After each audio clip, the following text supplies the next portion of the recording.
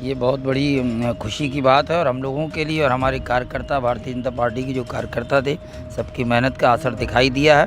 साथ के साथ एकनाथ शिंदे ने भी अपना काम किया है और अजीत पवार ने भी अपना काम किया है और देवेंद्र फडणवीस के नेतृत्व में, और साथ के साथ नरेंद्र मोदी जी, प्रधानमंत्री आदरणीय नरेंद्र मोदी जी के विश्वसनीय ताकत और विश्वास को जनता ने दोबारा से फिर एक बार मौका दिया। ईवीएम भी सुसाइड करने वाला होगा। ये लोग इस तरीके से आरोप प्रत्यारोप चालू कर देंगे। अभी ईवीएम हैक हो जाएगा इनके लिए। अब चाहे सुप्रीम कोर्ट से कितना भी राय आ जाए तब भी इनका ईवीएम हैक हो जाएगा। अब राहुल गांधी को कितनी बार भी बुला के ईवीएम दिखाया जाए, टेस्टिंग करके दिखाया जाए, फिर भी उनका ईवीएम हैक हो जाएगा। अब हार को हार मानना सीखे। नमस्कार, आप देख रहे हैं इंस्टाफीड और मैं हूं शिवराजपुर। जैसा कि आप सबको पता है, महाराष्ट्र विधानसभा के चुनाव के नतीजे सामने आ गए हैं और बीजेपी ने प्रचंड बहुमत से अपनी जीत वहां पे दर्ज करी है। जिसके बाद अभी हमारी मौजूद है बीजेपी कार्यालय में, हमारे साथ पे मौजूद हैं बीजेपी पार्टी कार्यकर्ता। बात करेंगे लोगों से आखिर किस तरीके से देख रहे हैं बीजेपी अपनी जीत को इस बार महाराष्ट्र में। सर, क्या कहना चाहेंगे? पहले तो जिस तरीके से बहुत आपकी जीत हुई है, प्रचंड बहुमत की से जीत हुई है, क्या कहना चाहेंगे इसको लेकर? ये बहुत बड़ी खुशी की बात है और हम लोगों के लिए और हमारे कार्यकर्ता, भारतीय जनता पार्टी के जो कार्यकर्ता थे, सबकी मेहनत का असर दिखाई दिया है। साथ के साथ एकनाथ शिंदे ने भी अपना काम किया है और अजीत पवार ने भी अपना काम किया है और देवेंद्र फडणवीस के नेतृत्व में, और साथ के साथ नरेंद्र मोदी जी, प्रधानमंत्री आदरणीय नरेंद्र मोदी जी के विश्वसनीय ताकत और विश्वास को जनता ने दोबारा से फिर एक बार मौका दिया, विश्वास किया प्रधानमंत्री नरेंद्र मोदी जी पर। और साथ के साथ हमारे जो शीर्ष बल है, जिन्होंने अपने काम के जो महाराष्ट्र सरकार में जो एकनाथ शिंदे जी ने जो वादे किए थे किसान को लेकर, लाडली योजना को लेकर, और जो मूल बात हम पत्रकार महोदय आपको बताते हैं कि जो बम्बई के अंदर पुणे, नागपुर, औरंगाबाद और शोलापुर, दौंड वगैरह जो शहर जो थोड़े ढंग के शहर हैं, बड़े बड़े शहर हैं महाराष्ट्र के, इन शहरों में जो उत्तर भारत का जो लोग काम करते हैं, वहाँ रहते हैं, निवासी हैं, उन पे भी उनको भी ऐसा लगा है कि हमारे लिए ये एक सुरक्षा रहेगी। तो एक मन में ये भी बात को हमें कहना पड़ेगा, क्योंकि बम्बई के अंदर जिस तरीके से हाहाकार हुआ था एक समय, तो वो समय कैसा दौर था, किसकी सरकार किस तरह से माहौल, तो अब जो है उनको भी एक बल ये भी मिला है।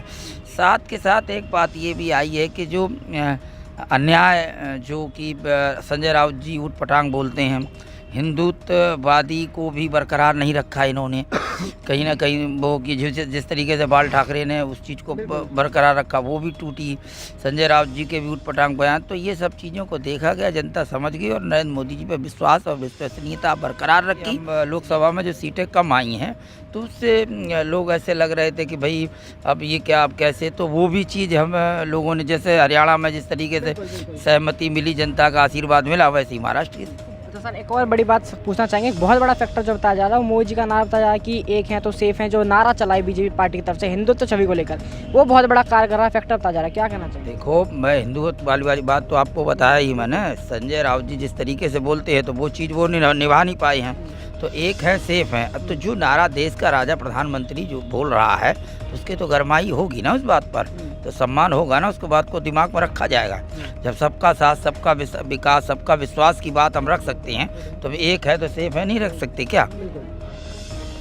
कई नेता हैं, कई प्रवक्ता भी वापस से चालू हैं ईवीएम को लेकर वापस, कि जब तक ईवीएम से वोट होंगे इसी तरीके से जो नतीजे हैं वो सामने आते रहेंगे, क्या कहना चाहिए? देखिए, इस मैंडेट से यही लगता है कि विकास की जीत हुई है, बकवास की हार हुई है। महाराष्ट्र की जनता विकास की तरफ आगे बढ़ा है, ना कि बकवास में कहीं बकवास की कानाफूसी में कहीं नहीं गया है।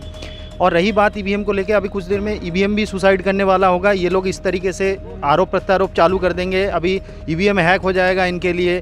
अब चाहे सुप्रीम कोर्ट से कितना भी राय आ जाए तब भी इनका ईवीएम हैक हो जाएगा। अब राहुल गांधी को कितनी बार भी बुला के ईवीएम दिखाया जाए, टेस्टिंग करके दिखाया जाए, फिर भी उनका ईवीएम हैक हो जाएगा। अब हार को हार मानना सीखे और अपने देखिए, हम तो यही कहेंगे कि अपने काम काज के प्रति ध्यान दे, तो शायद जनता विश्वास कर ले इनको। लेकिन ये जो बकवास वाली छवि बना के रखे है, इस वजह से ना ही जनता विश्वास करती है, ना ही भरोसा करती है। वही विकास मॉडल के ऊपर इसी वजह से विश्वास करती है और भरोसा जताई है। और इसीलिए हम एक कार्यकर्ता होने के नाते, भाजपा की कार्यकर्ता होने के नाते, पूरे सभी जनता को तहे दिल से धन्यवाद देता हूँ। महाराष्ट्र के सभी कार्यकर्ता को धन्यवाद देता हूँ और सभी लीडर को भी।